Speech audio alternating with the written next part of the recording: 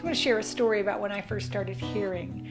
I was really diving into this book, Sonia Choquette's Ask Your Guides. It was this great first book for me. Another point, if you're trying to learn, go ahead and pick up some books.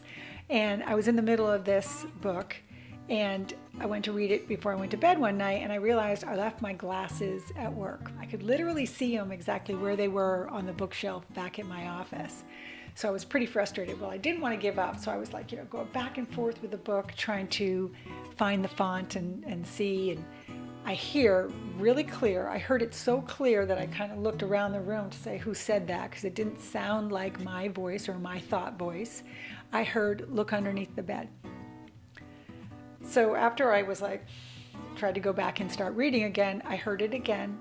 I heard it again. I heard it insistent. I heard, "Look underneath the bed," in this odd tone. Look underneath so the bed. Yeah, I jumped up on my knees, pulled the bed skirt back, and there was glasses. Not my glasses, by the way. They were reading glasses that had to have been there for a couple years because there was dust all over them. And I had glasses. They were not mine, so it wasn't like I had even a thought, oh, maybe I should look underneath the bed, maybe my glasses fell there. It wasn't that type of thought. It was look underneath the bed and get it. They're assisting me. There's the glasses. Now, I know it sounds so small and trivial at first, but guess what? That's what's going to happen.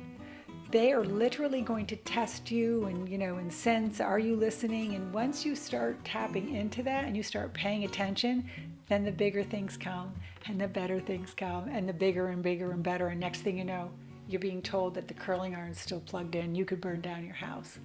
And you're getting out and turning off the curling iron. Jeannie, real quick, could you do me a favor? There's a beautiful little button over here called subscribe. If you are not already, please subscribe to this channel. Hit the little bell. It tells you when new videos go up. Okay, back to the video. Thanks again for being part of my community.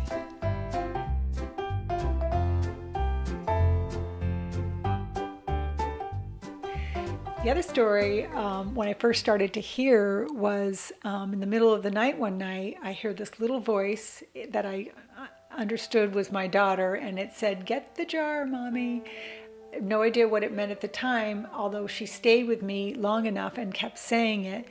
Then it came to me that we actually had this memory jar at her grave, and we were asking people to come and share beautiful stories around the holidays and not grieve her passing.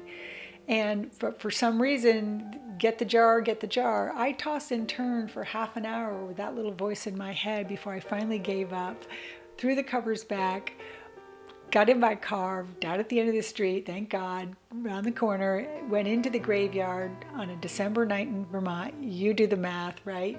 It's cold.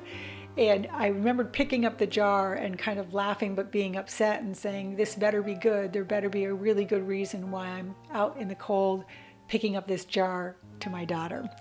When I got home, I shook the jar out on the bed and started to go through the notes. And sure enough, in the notes was a note, well, let's just say that was not of the proper vibration for the rest of the notes. It was someone who was very upset about my daughter's passing and was angry that this was my way, or that there was this beautiful memory jar there.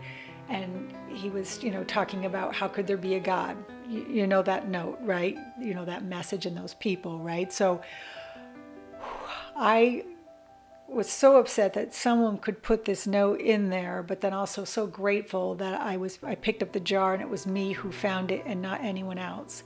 The next day, I was grieving too much to go to work that day, and the school called asking for where the jar was, that they had gone to the grave and were doing a field trip to get the jar so that everyone from the school and her class could add notes back into the jar so that I would receive it for the holidays.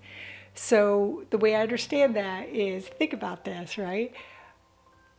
My daughter did not want anyone to see that note, and within 12 hours that was going to be the case. And she knew that I had the ear, or she had my ear, and that I would pay attention and listen. So I want to wrap up my beautiful intuitive video today by telling you that they want to connect. They want to be of service to you. They want to assist you. Your life should be easy. It should be It should make sense. It shouldn't be downhill. It should be downstream. I could go on and on and on. If you would like more help to connect, and these are the types of videos you would like me to do, give me a beautiful thumbs up. I truly am trying to help people connect to higher self. You know, I'm really just trying to put myself out of work. This is Jeannie. Love and light. Namaste.